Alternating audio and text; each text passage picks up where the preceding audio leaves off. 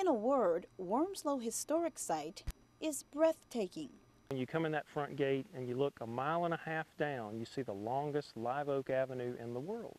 Trees were planted on this avenue in 1891. So the trees they're old, but they're not as old as you might think. But the avenue itself, the road itself, dates back to the mid-18th century. More than 40,000 visitors make their way to Wormsloe each year. In fact, it's the second most popular historic site in the state. That popularity continues to grow. Even in this tough economy, revenue has doubled over the past 2.5 years. Beyond the beauty, there's another reason so many are drawn to the scenic spot. It's founded by Noble Jones, who came over on the first ship of English settlers with Oglethorpe in 1733. Chris Floyd is the historic site manager. 3 years later, he gets a lease to this land, and it becomes the nucleus of the Jones-Duren-Barrow plantation, which the descendants of Noble Jones still inhabit. They live in a private portion of the property, making it the oldest continuously owned plantation in Georgia.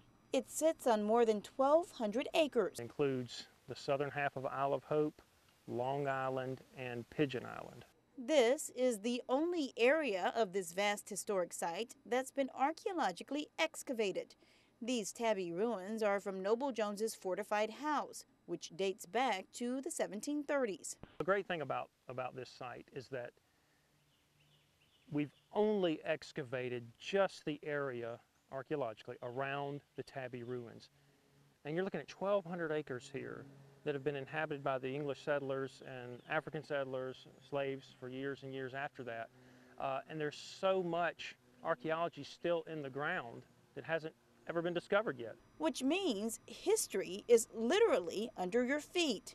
There are so many layers here, but Wormsloe's colonial focus makes it unique. This is where Noble Jones was once buried. His remains were later moved to Bonaventure Cemetery.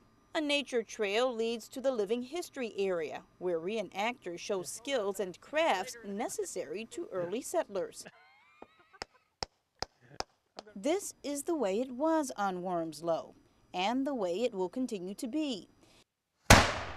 As a Georgia Heritage Trust site, the land is protected from further development, giving visitors a feel of the past. Cheers for the glorious King George. Hip hip, and the experience of a lifetime.